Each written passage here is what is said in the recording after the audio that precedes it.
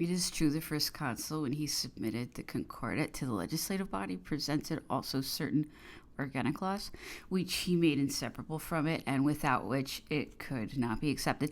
By these he intended to preserve to the civil power the rights which had been so painfully won by the crown and clergy of France. He set up these laws, which the papacy had always disputed, as an immovable barrier to the pretensions of Rome. But laws such as these could only be efficacious if the clergy whom they protected and to whom they guaranteed an independence compatible with the unity of the Catholic Church accepted and acknowledged their application by the civil power. But this acceptance might cease, and the clergy pretend to find in these laws an instrument of oppression rather than protection. Urged by force or fraud, they might hasten to abandon their privileges, and proudly neglecting them, ally themselves with their farming chief against the national government for the purpose of limiting or evading their own rights. How long, then, would those laws remain either effective or practicable, or the government might at some time neglect through agreement, weakness, or inefficiency to enforce those rights, or even abolish them? The full results of such a religious system as the first consul had set up would then be displayed. France would find herself either rent by a schism, which would renew the religious wars, or in such an abject subjection as Spain had undergone for 3 centuries, which would be the worst. Bonaparte depended less on the coercion of the laws than on the spirit of the clergy, whose appointment, promotion, education, and doctrines he intended to survey and control, acting as their strict master and exacting benefactor, forgetful of the opinions which he had published when a young artillery officer. He imagined that he would win over to his support the priests in his employ by favors, money, and promotion, as well as by regard for their welfare and prosperity. He thought that the oaths with they should swear between his hands would prove strongly binding on their consciences. He ignored the fact that by failing to reinstate the clergy and all their political prerogatives, privileges, and possessions, he would still appear to them simply as a revolutionary whose favors were received on account in expectation of a complete restitution. This expectation, together with their personal ambitions, led a few priests to make certain advances which the first consul believed sincere, and on account of which he thought he had gained over the whole church, but in reality he was unable to rely on either the constitutionals or the non-jurors.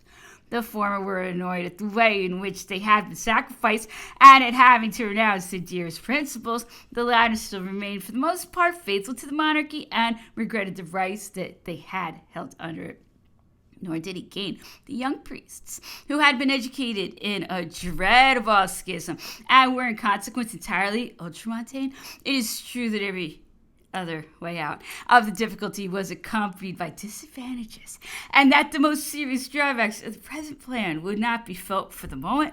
It was even possible that the immediate advantages and others to be drawn later from the reconciliation within the Roman Church might outweigh the dangers which could be warded off from time to time. Besides, no one then dreamed that the Church, ruined as she was, would regain her power with such rapidity. Moreover, Napoleon was not perhaps wholly guided by political feeling, but by a sentiment of belief in religion, which his early education had preserved in his heart, if not his intellect.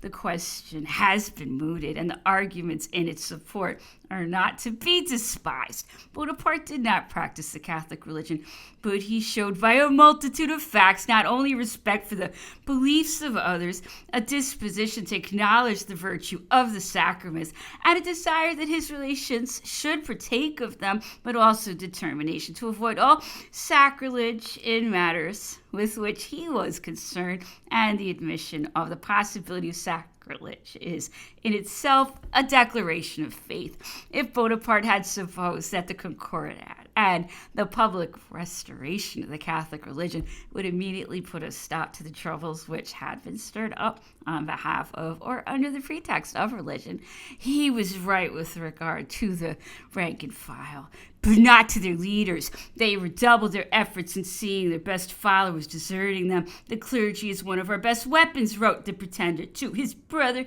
the Comte d'Artois.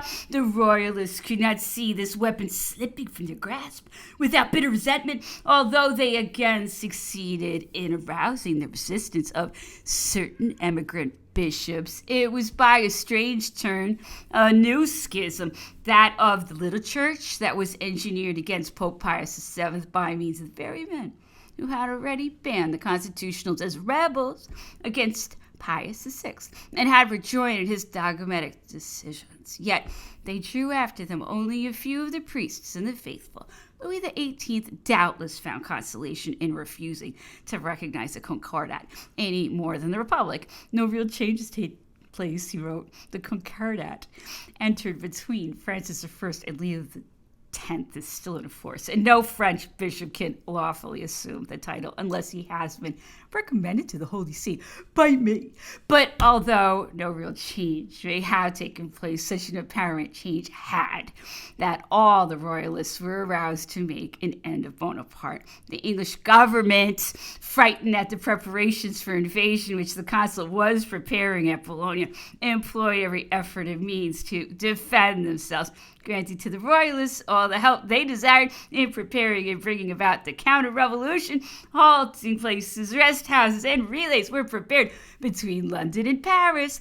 At Paris itself, the number of hiding places had been increased, and spies stationed even in the government buildings. The royalists had allied themselves first of all with disillusioned republicans who had been converted to royalism. By means of these, they had got into touch with other discontented republicans whom they hoped to win over to the good cause, and through them they had found friends in the republicans who simply hated Bonaparte and were ready to conspire with anyone to overthrow him. This time it was not an affair of ignorant Bretons or Normans, food for powder, and the guillotine, who could be disowned if they failed and sent away with a few louis if they succeeded, whose actions could be asserted by the royalists to be spontaneous and unconnected with their party. My lord, the Comte d'Artois and his staff staked everything on the throw. His dearest friends, his acquaintances, his most trusted followers stood by him,